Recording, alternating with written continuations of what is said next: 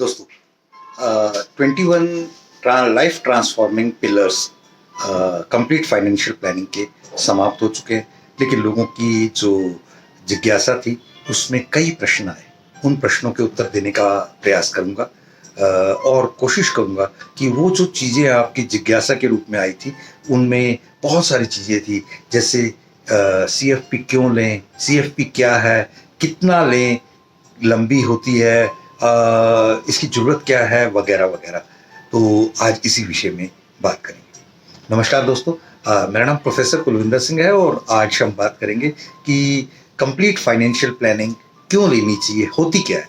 Complete financial planning जैसा कि नाम से ही है, संपूर्ण वित्तीय योजना, पूरी तरह से अपने भविष्य के बारे में हर पहलू को बहुत गहराई से जांच करना, ये देखना कि कहाँ कब कैसी कौन सी जरूरत पैसों के मुकाबले मामले में आएगी और उस हिसाब से अपनी तैयारी करना।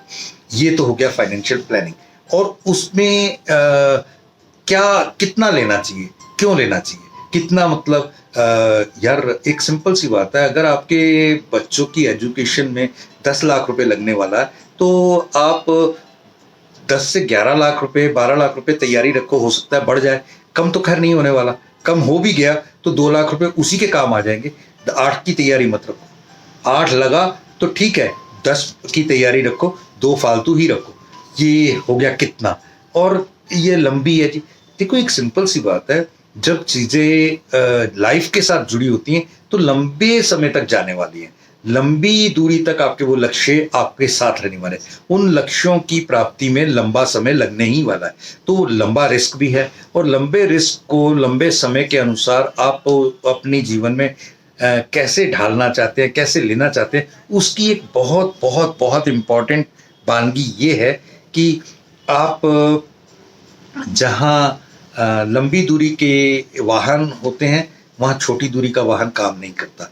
मान लीजिए कि आप कोई चिट फंड डाल देते हैं, कोई आप सोना खरीद लेते हैं, सिप खरीद लेते हैं, कुछ ऐसी चीज़ें खरीद लेते हैं जिसका कि आजकल बहुत रिवाज है, FD कर लेते हैं। तो वो तो समय के पहले ही आपकी ज़रूरत के अनुसार आप निकाल के विड्रॉ करके इस्तेमाल कर लेंगे और वहाँ तक पहुँचेगी ही नहीं।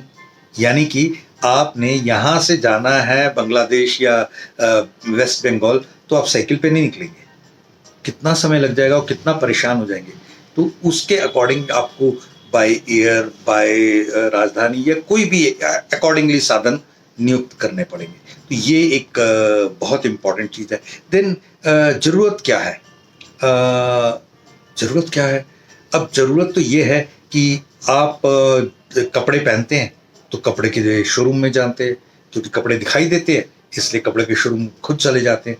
लेकिन आपको ये कौन बताए कि आपकी शरीर को, बुद्धि को, आपके व्यापार को, आपके हुनर को, सबको सुरक्षा चाहिए। और वो सुरक्षा किसी भी अनजान चीज से हिल सकती है। जैसे कि एक हादसा आपको कहीं ना कहीं हिला के रख सकता है, और ये एक इम्पॉर्टेंट चीज। और इसी वजह से हमें सबको उस जरूरत के मुताबिक तैयारी रखनी चाहिए। आप कहीं ठंडे प्रदेश में यात्रा करने के लिए जाते हैं तो आप अकॉर्डिंगली, जैसे हमारे कई दोस्त मुंबई से दिल्ली आते हैं तो वो साथ में अपने स्वेटर या जो भी कुछ चीज़ें हैं, दिल्ली में सर्दी होती है तो उस हिसाब से लाते हैं। अगर आपको कहीं और ऐसी बरसात वाली जगह पे, सर्दी वाली, गर्मी वाली, उस माहौल के अकॉर्डिंग की तैयारी रखनी चाहिए। तो बुजुर्गियत भी एक ऐसा सफ़र है जो कि आने वाले समय में हमने सबने निभाना है, तो उसके लिए तैयारी रखनी बेहद ज़रूरी है। इसलिए ये बहुत ज़रूरी है। और कुछ और भी प्रश्न है, हो सकता है उनके जवाब भी हम अगले एक आध एपिसोड में दे करके उन्हें पूरा करेंगे। Thank you.